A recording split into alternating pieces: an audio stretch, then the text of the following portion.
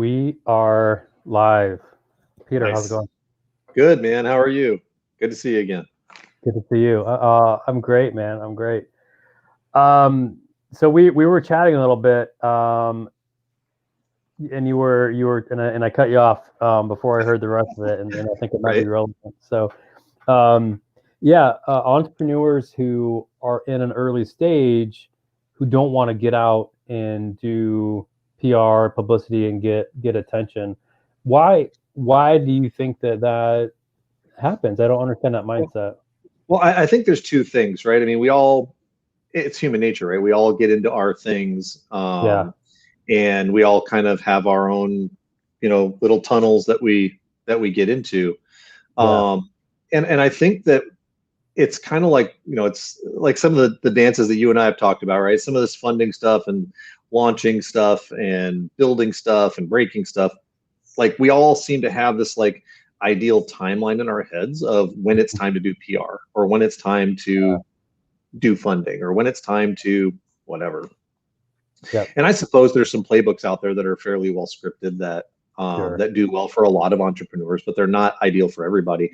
But what I was saying was I'm a little surprised when an entrepreneur doesn't readily accept free PR. yeah, Um, Now, I can understand if perhaps something doesn't align with their brand or if the message right, of the channel doesn't yeah, align with, the audience that they need to reach and they simply don't have the time because a CEO or a founder or a marketing director or CMO or, yeah, whatever, depending on the scale of the company, the stage of the company, might not have the time. And the second thing that amazes me is um, uh, is time for giving, right? oh yeah, So I yeah, I make it a rule in my life to always make time for free PR, yeah, and yeah, I'll take it, right? So let's have a conversation, and then I yeah, also view this type of thing, this interaction with you, Luke, as giving back, so other entrepreneurs can kind of hear yeah, what's working for me and what's not, and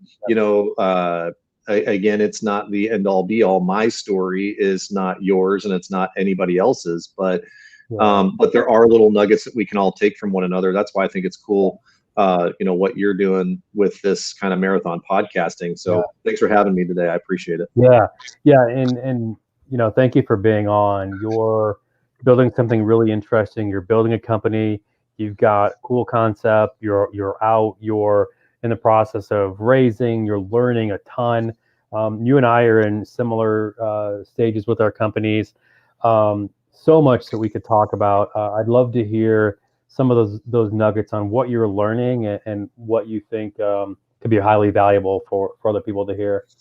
Yeah. So, the biggest thing is like, so I'm a fairly close adherent to the lean startup Mhm. methodology, right? So the Yeah, idea here is, let's have some thoughts and some hypotheses. Let's put some ideas together and let's go do something. And that's yeah, one of the discussions that we were having in the Warrior Rising Slack channel this week, right? Was talking about doing something, right? It's great yeah, to talk about things and plan and build in the laboratory and all of those things. But I think it was General George Patton that said, no battle plan survives contact with the enemy, right? It just all right, right, we can sit and plan and talk and think and hypothesize all day long. And the second your product hits a yeah, customer, or yep, a competitor, yep, then everything.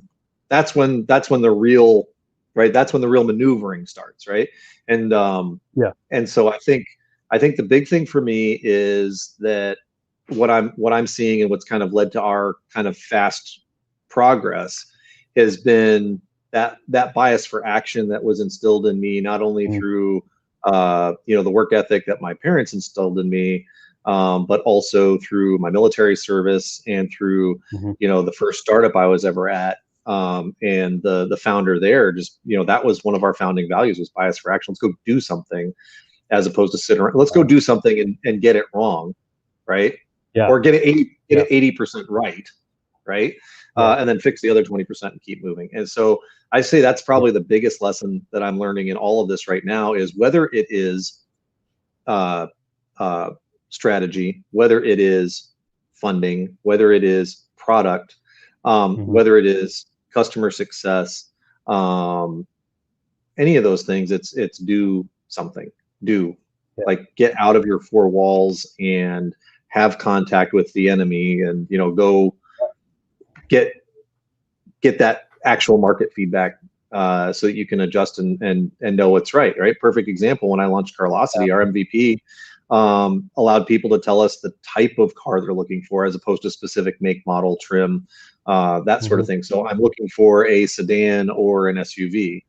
Well, that sounded really great to me, but once it actually got into practice, we realized it was almost impossible to serve that with with a dealership base, right? Because they're like, well, what does this person want, right? And so that iterates your product. It makes things change, right? You realize that most franchise dealers don't have many vehicles on their lot that are, say under like $10,000, because they tend to auction all the low end stuff, right? Or send it over to the kind of non-franchise dealer type used car lots. Okay, so having a price selector that goes all the way down to $2,000 doesn't do much for your dealers that are your subscribers that are paying your bills. So, so all of those types of things, just they happen when you do something, and that's the theme of that answer. Yeah, I love it. There are really low barriers to entry right now for entrepreneurs. And sometimes it's just entrepreneurs don't realize how many resources are available.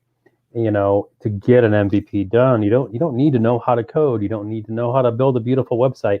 You just need to get something out there for the world to see, and then the market will tell you if you're onto something, or if you're close to something, or if you're way off. I've had a couple of conversations today where that's come up, where it might sound like the dumbest idea, but the market might tell you it's genius. Or it might sound like a genius idea, but the market might tell you that it's highly flawed. Right. Yeah, absolutely. And getting that feedback is the most valuable thing you could ever do. And I want to grab onto a comment that you just made. If there's any kind of couch cushion entrepreneurs out there, and then I'd say those are people that are thinking of an idea, that are potentially even excited about an idea, but they don't know where to start, and they're afraid. I'm not a technical I'm not a technical founder. I don't know how to code or whatever it is. This is what I'll tell you. I am not a coder. I am not a programmer of any sort. I use no code solutions and help from several really good friends to help me. I called people that I knew that might know somebody, and I built my MVP with my two hands. I didn't sit around and wait for anything. Again, it's about doing something, right? I thought I had a good idea. I did a bunch of potential customer interviews. I did a whole bunch of consumer interviews, and I said, okay, cool. I've got kind of point A that I can start at, because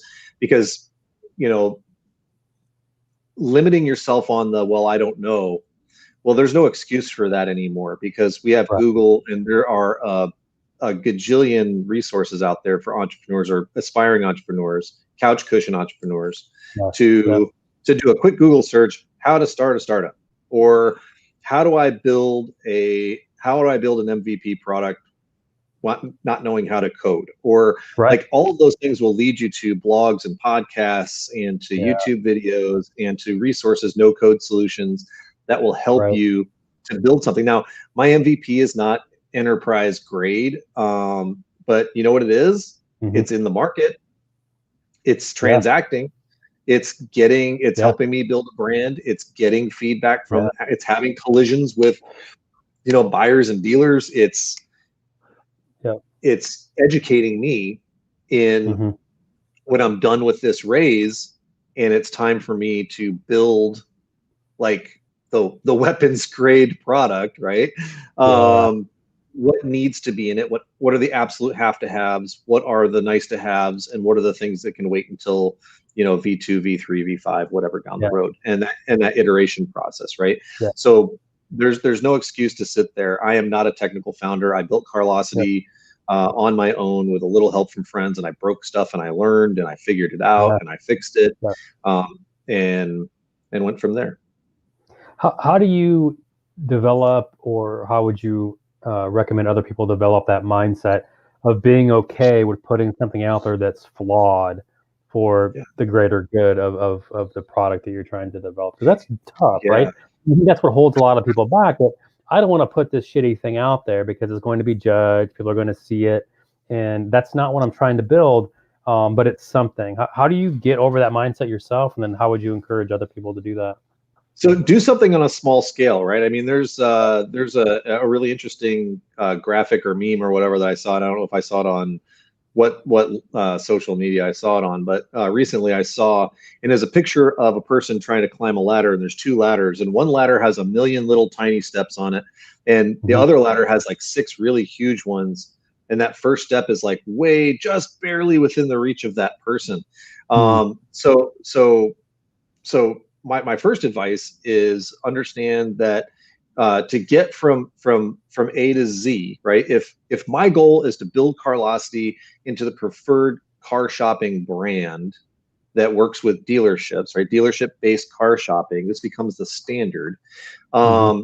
That is Z, right? A going from A to Z. I have to get to B. Well, I have to start at A. I have to pick my A, right? I have to pick my A. And by the way, your A can be anywhere. It can be you sitting on your couch thinking about something and jotting something down on a Google sheet or a Google Doc about, this thing that you want to fix, right? Literally, Carlocity came out of me having a horrible car shopping experience earlier this year, Yeah. and then engineering a process where I didn't have to deal with the crap, and then going, okay, I'm a startup guy. How would I do this at scale? Mm-hmm. Because I engineered the most enjoyable car buying experience I'd ever had. And I don't know if you can tell by the gray here, but this wasn't my first car I was buying. So I've done this a few times. Yeah, yeah, yeah, Uh, yeah, yeah. and so I thought, let's let's do something about it. And there's a lot of people out there that may be listening now, that are thinking about doing something. Pick a point A. Just pick an A and Mm-hmm. get to B. And B might just be having a Facebook page, Right. right? You don't need to build a website, or you could register a domain that may or may not ever be the name of your business. Right. In picking the Carlocity name, I registered, I think, 35 different domains Yeah. because I didn't know. I didn't know what Yeah. was going to be the best. And guess what I did? I registered a bunch of domains, and I asked a bunch of, like, because I liked the names, and then I asked a Mm-hmm. bunch of people what they thought. Yeah. And I got feedback from Uh, patient zero is my wife, right? Which one do you like, right? Which one's the best? I yeah. ended up not picking her favorite, but I picked the market's favorite. So Yeah. just, there it is. And I've grown to love it, right? I wear the brand all the time. No, So I think I've said before, I like it a lot. Yeah, I think it's really clean. thank you. At what point in the process did you bring other people in and say, "Hey, I've got this idea. Can you help?" Or I'd love your feedback. Like, where were you in the process when you brought people in, and would you have done it differently if you did it again? Yeah. Um, so I've jokingly called myself an entrepreneur without an idea for about a decade. Yeah. Right. I've always been in startups. I've always been building entrepreneurial things, right? I've always been that guy. Yeah. Yeah. It's just never been my idea, which Yep. I don't have any pride over. If somebody else had a better idea for Carlocity, I'd be like, okay, let's do that. Right. Yeah. Like the Yep. best idea wins, right? That's kind of how it goes. But so I just started with a Google sheet of Mm-hmm. business ideas that I kept over the years as I ran into different problems in my life and that I ran Yep. into as a consumer in the market, right? Mm-hmm. Um, and this past spring, when COVID hit and everything kind of went haywire, I was like, okay, I'm left. Like all of a sudden, I had 3 hours of commute time per day back in my life. Yeah. So what am I going to do with that? Well, I was like, I've been thinking about starting a business, and I don't know how COVID's going to affect the company I'm working for, and this and that. So I'll use this time to do something. And so I just kind of started taking a look to answer the question about how early. Um, very early on. I actually had, I had that list of 10 or 12 ideas I've come up with over the years. This one was the freshest. This one I felt was the largest potential scale, and just the most painful market need of all of them. And I started floating a couple of ideas past my closest advisors, my best friend, and then obviously my wife and a couple of other folks that I've been in the startup community with, thinking, okay, so what do you think about this? And I've got, I kind of narrowed it down to 3 ideas, and they were like, well, that car one, I think that's got legs. Everybody hates buying a car. Yeah. And so I kind of started with that, right? So when you talk about bringing people in, like, I had to get out of my cocoon very quickly, not just to help me in not just to edify my ego or to tell me that I'm on the right track, but in case I wasn't, right? And like my thought was, I thought that the car idea, I was calling it the buyer's hub at the time. Okay. I was like, that buyer's hub thing seems like it's got, like, people get enthusiastic. They kind of light up when I tell them about it. When I tell them about this other business, they're like, maybe. So I would say early and often, I have a couple of trusted advisors that have been mentors of mine for years, in some cases decades, that I asked for time, told them I was thinking about doing this, asked them how they felt about my preparedness to do this, and all that sort of stuff, right? It wasn't just what do you think of this idea? It was, do you think I could pull this off? Like, do you think I can do this to the point where I can get other people to handle the areas I'm not an expert in, right? I'm not an expert in marketing. I'm not an expert in finance, those types of things. But when it comes to kind of having a finger on the pulse of a customer in sales and business development and growth and market launching and all that sort of stuff, like, that's where I live and breathe. So, so I would say get advice early from people that you trust. I would say pick a point A, take some action, and then I very quickly started to pull in people that I knew that were marketing people. Say, okay, cool, I've built this thing. What's your advice on this? And they were like, well, you need to make your call to action above the fold, and you need to set your settings to this. And so I went back and tweaked and did all those things that I was told to do. And so nobody builds a business alone. Nobody. Right. Maybe the ice cream man that drives down your street builds a business alone, right? They buy a van and they throw some ice cream in it and they sell it to you. But even that, there's a person driving and there's a person in the back. So no one builds it alone. But get people involved early, even if it's just for basic advice. And you said a really important word earlier, which is scale. You thought about how you're going to scale it. So you have a pretty good idea of what Z is. So you kind of knew your A, you knew your Z, and you kind of probably knew some of the milestones that you would have to hit along the way. And I don't hear a lot of people, when they bring ideas to the table, talk about, all right, what's something I can scale and implement processes in an organization.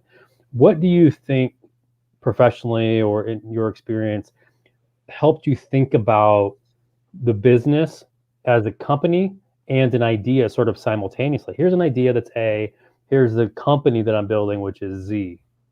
Right. That's a great question. I think the gray hair explanation is a good starting point. I think I've been around, I've been around the startup ecosystem for 20 years.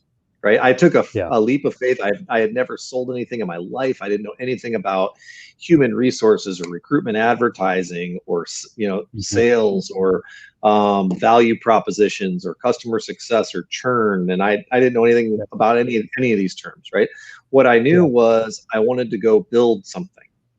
Right. And I think that's the entrepreneur's fire that we all have, when even the couch cushion entrepreneurs, right? They've got this fire in their stomach that's telling them they should be doing something else. They should be building something. And so I always marveled at the ability of some of these awesome founders that I was able to gain tutelage under over the years, and their ability to see that that far out, right? Right. Um, Right. and to know where they were going with this, and so for me, by the way, this is the first time this has happened for me, right? Mm, Like, and I think part of that is, you know, you can have a product, you can have an idea, you can have a vision. You need to have all of those things together, and but they all also need to be tied up in passion. And I think that's kind of mm, the little magic, you know, lightning in a bottle ingredient that goes into it on top of it. Like, you can't just go, oh, you know what, uh, everybody needs chairs, so I'm going to build a business that sells lots and lots of chairs because people need to sit, right. right? Yeah. Like, Yeah. if you're really passionate about sitting, like, that's different. It's different. It sounds ridiculous coming from me because I'm not necessarily passionate about sitting, but some people are. Some people are passionate Yeah. about walking or standing or debating or whatever it is. So Right. my thing is that that's the little nugget that kept me from being the Mhm. entrepreneur, right? Is that I was Yeah. carrying forward somebody else's idea. Now, that's not to say that I Mhm. didn't have passion for that idea too. It just Right. wasn't my baby, right? It was Yeah. like, if you have kids, you know what I'm talking about. Other people's kids Right. are awesome. Your nieces and nephews are awesome, and you love them. But when it's your kid, it's different, right? And I think Oh, I hate that's OPKs. Other people's kids, I don't like OPKs. That's not for me. and the other thing to think about here is to go back to seeing your Z. Like, what's the Yeah. end? What's the Right. end in mind? Right. I have multiple Z's that I am perfectly happy with. Right? Yeah. Right. I do not have to go out and build the Amazon of car buying. Although that's what I'm going to shoot for. And Yeah. there are other probable offshoots that come from that end up being Z, right? Yeah. But right now I'm focused on getting from, I would argue I'm probably close to B, right? So like, I'm focused on getting myself from A to B, get the company from A to B, right? But to start to think about it in terms of, okay, so at Z, now you work backwards. Here's the vision. The vision is going to be the industry standard for dealership car buying in the United States. Okay, Hmm. cool. So now I've got market, I've got customer base defined, I know the scale of that market, right? I like all of those things start to click. And then you start to Yeah. work backwards. Say, okay, cool. So what do I need today? Right? What do I need today to get to the point where I have that? So the first step is, let's get an MVP built. Let's put it in the Yeah. market.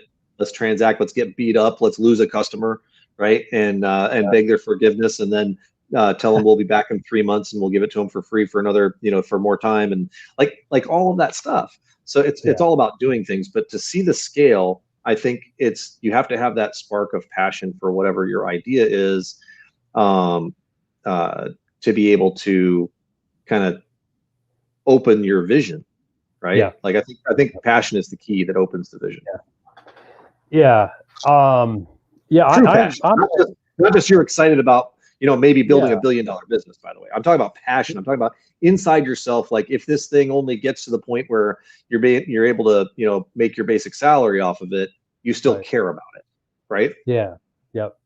Yeah. I think a real passion, waking up in the morning, and this is the thing I think about. This is what gets injected in almost every conversation I have. And absolutely, I think that's absolutely critical. Yep. I'm a big fan of yours. You know that already.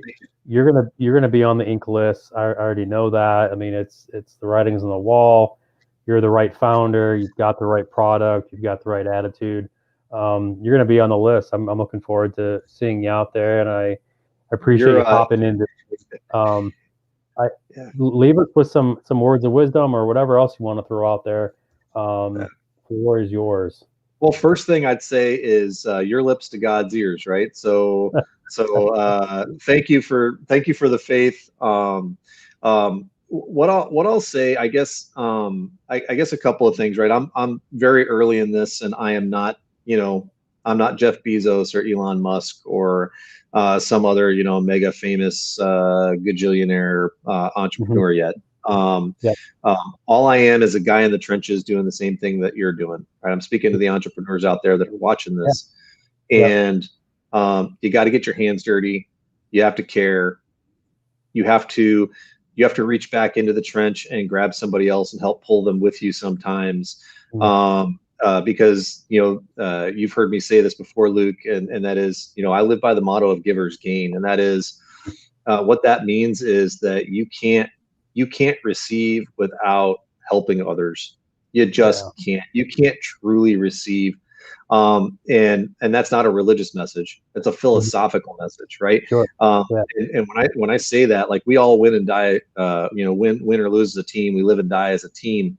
Even though I'm a team of one right now, I have at least a dozen people that I go to on a regular basis to answer my questions, or to ask for help on certain things, or ask them to evaluate things, or to check my assumptions. Like, am I completely unreasonable in this area? What is right? And I think that's something that founders need to understand, right? It can't just be about you. I end every single one of these conversations, as you know, is how can I help you? Thank you for having me on the show, right? How can I help you? And that needs to be a part of everybody's repertoire, right? Absolutely. Everybody needs to ask how they can help others, because that's how true community gets built, and that's how startup founders can help one another. The other thing is, I can't reinforce enough, just do something. And the cool thing is, I was watching an interview with one of the guys from 500 Startups, talking about how he invests in all these companies, and how these investors understand that most of the companies they invest in are going to fail. They're going to die, for some reason or whatever. And how they don't get angry at these founders. Like, they were specifically talking, this was on the Dan Martell podcast. They were talking about how they don't get angry, because they know that's the bet they're making, right? And in fact, a lot of the time, the fastest way to capital is to go through the process and do the right things and fail because the market doesn't want your product, or whatever it is. Not that you were doing anything wrong, or you weren't thinking about things, or you were being lazy. Like, go work your butt off, and those investors come right back in on that founder's next idea. And I thought that was really cool, because one of the things that I have in spades, right, that and I tell this to my kids, I tell this to my wife, anybody that any of my friends have said, do you really think this will work? Right? All of that stuff. And that is this. And that is, if you take a look at anybody in history that has done anything remarkable, right? And I like to use, George Washington as an example, or, whoever, right? They have a huge, long string of failure in their background. But that's because they dared to try something. They did something, right? And so if you're watching this and you're on the fence about whether or not you think you can do it, you won't know until you actually go do something. So build something, put it out in the market, get beat up a little bit, and reach out to others for help, and offer yours, because there's things you can bring to them that you don't even know you can bring to them at this point. Love it.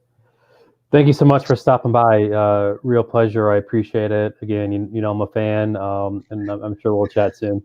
Yeah, thanks, Luke. I appreciate it. Take care. Absolutely. Yeah. Yeah, bye.